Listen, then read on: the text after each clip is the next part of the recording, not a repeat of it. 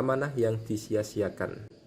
Jabir radhiyallahu berkata bahwa ketika Nabi SAW sedang berbicara dengan para sahabat di suatu tempat, datang seorang Arab bangsa Badui. Kemudian ia berkata, "Kapan terjadi kiamat?" Rasulullah meneruskan pembicaraannya. Sebagian sahabat berkata, Rasulullah mendengar apa yang ditanyakan, tetapi tidak menyukai apa yang ditanyakan orang Badui tersebut. Sementara sebagian sahabat yang lain berkata, Rasulullah tidak mendengar. Setelah Rasulullah menyelesaikan pembicaraannya, kemudian beliau bertanya, "Mana yang bertanya tentang kiamat?"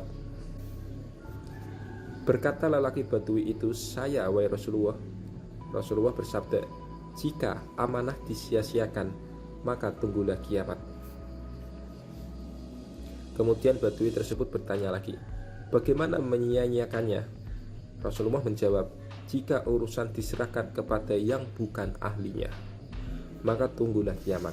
Hadis riwayat Bukhari. Ilustrasi hadis tersebut sangat jelas menerangkan sesuatu yang sangat erat kaitannya dengan hari kiamat, yaitu amanah yang disia-siakan. Rasulullah dengan tegas menyatakan bahwa hal tersebut merupakan sebab datangnya kiamat. Jika kita nalar dengan akal sehat, amanat yang disia-siakan benar-benar akan menimbulkan berbagai masalah dan akibatnya bisa tidak terbayangkan. Sebab permasalahan ini tidak hanya menyangkut seorang saja, tetapi ratusan, ribuan, bahkan jutaan orang. Pada dasarnya menyia-nyiakan amanat terjadi karena adanya beberapa faktor yang melandasi. Faktor yang dimaksud diantaranya adalah ambisi yang tidak sesuai dengan keinginan masyarakat luas, ingin memperkaya diri, minimnya pengetahuan yang bersangkutan, dan masih banyak lagi faktor-faktor lainnya. Di negara tercinta ini, para pemimpin sepertinya tidak hanya menyia-nyiakan amanat, tetapi sudah menyelewengkan amanat yang oleh rakyat dipercayakan kepada mereka. Perlu diketahui bahwa kata menyia-nyiakan dan menyelewengkan merupakan dua kata yang jauh berbeda maknanya dalam kehidupan bermasyarakat. Menyia-nyiakan memiliki pengertian bahwa orang yang bersangkutan menyimpan sikap atau sifat acuh tak acuh terhadap sesuatu, tetapi tidak ada niat lain yang sifatnya mencari keuntungan untuk dirinya sendiri. Sedangkan menyelewengkan adalah tindakan simpatik terhadap sesuatu, tetapi ada maksud lain yang ingin didapat hanya untuk kepentingan dirinya sendiri. Akibatnya sikap yang terakhir ini sungguh sangat berbahaya terhadap tatanan masyarakat dan dapat merugikan banyak orang. Di masyarakat kita dewasa ini menyia-nyiakan amanat bukan lagi menjadi hal tabu, sebab tindakan semacam ini sudah menjamur dan menjadi hal biasa yang sering terjadi. Hal ini tidak lepas dari banyaknya kejadian serupa yang terjadi secara terus-menerus, bukan dengan ilustrasi hadis di atas. Dalam hadis, Rasulullah menjelaskan dan juga memberikan solusi bagaimana cara menghindari tindakan menyia-nyiakan amanah tersebut.